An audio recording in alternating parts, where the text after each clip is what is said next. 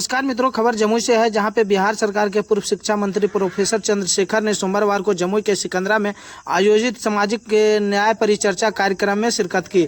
वहीं कार्यक्रम के बाद मीडिया से बात करते हुए उन्होंने मोदी जी के सरकार पर तीखा हमला बोले कि जहां पे 10 सिर लाने की बात करते थे वो अब चुप क्यों है। क्या कुछ कह रहे हैं प्रोफेसर चंद्रशेखर, वो सुने।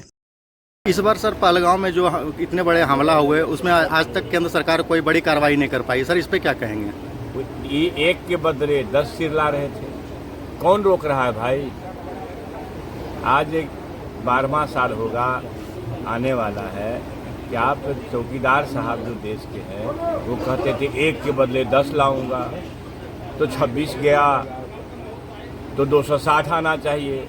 अब तो 15 दिन पखवाड़ा बीत रहा है, रोक कौन रहा है? देखिए, लोग जुमला पार्टी है, देश के असमत को किस्मत को उजाड़ने वाले लोग हैं। इन लोगों से न तो रोजगार का भला होने वाला है, न किसान का भला होने वाला है, न देश का भला होने वाला है।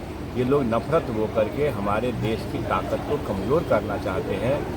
मैंने ये विभाजनकारी ताकत है, इससे लोहा लेना हम सभी देशवासियों का पुनीत कर्तव्य है। सर इस बार वक्फ बोर्ड पे काफ़ी हंगामा चल रही। कल भी जम्मू जिले में काफ़ी बड़े पैमाने पे हंगामा हुआ था, विरोध हुआ था। हंगामा नहीं हुआ, विरोध हुआ था।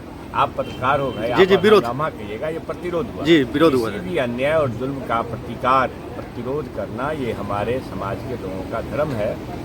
हर जगह हुआ है। तमाम हिंदू, मुसलमान, सिख, ईसाई सभी धर्मों के लोग ने इस अन्याय के खिलाफ अपना शक्ति प्रदर्शन किया, विरोध प्रदर्शन किया।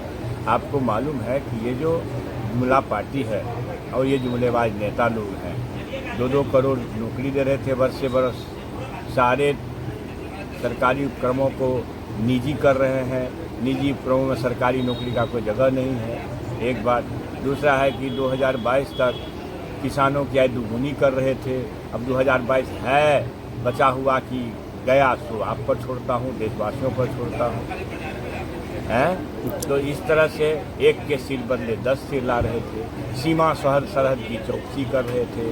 100 दिन के अंदर अंदर बेईमानों का रुपया ला रहे थे और सबको दे रहे थे 15-20 लाख रुपया। बेईमानों का पैसा और विदेश में भर गया है, उससे कई गुना ज़्यादा।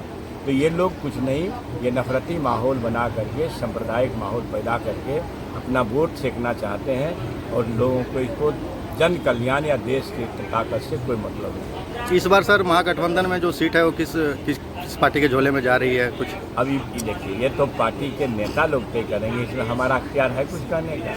ये पार्टी हमारी लीडरशिप रणनीति बनाती है, तय करती है, और जो महागठबंधन का एपेक्स कोर कमेटी है उसमें ये मामला तय। साहनी जी 62 सीट पर दावा ठोक रहे हैं और सिकंदरा विधानसभा को क्या इस बार राजद चाहेगी अपने खाते में लेना? देखिए, तो हर पार्टी अपने अपने प्रयास करती है। जब महागठबंधन पार्टी है, हमारी पार्टी चाहती है कि नहीं चाहती है, क्यों नहीं चाहेगी कि हम ज़्यादा सीट पर लड़ेंगे? हमारे नेता क्यों नहीं चाहेंगे ज़्यादा सीट पर लड़ेंगे?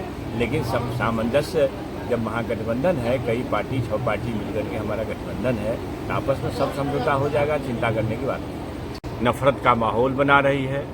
ऐसे नफरती शक्तियों को परास्त करने के लिए सामाजिक न्याय जो एक सार्वभौमिक सच है, जिसमें सारे संप्रदाय, धर्म जो भी हैं, हमारे यहाँ जो जातियों का जाल है, ऊंच नीच है, सबको के भेदभाव को ख़त्म करके संविधान समतामूलक समाजवादी सरकार बनाने के लिए हम समाज के लोगों से, अपने कार्यकर्ताओं को अपील करने आए थे।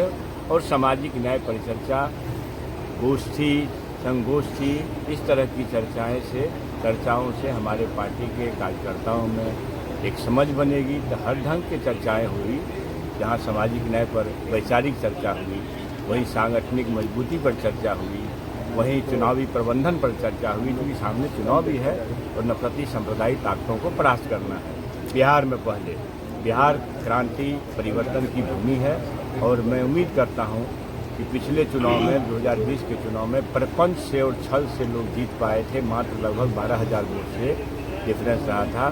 तो उसको पाट करके हम लोग इस बार कम से कम पार्टी के जो मत पड़े उसमें हम लोगों को अप्रत्याशित जीत मिले।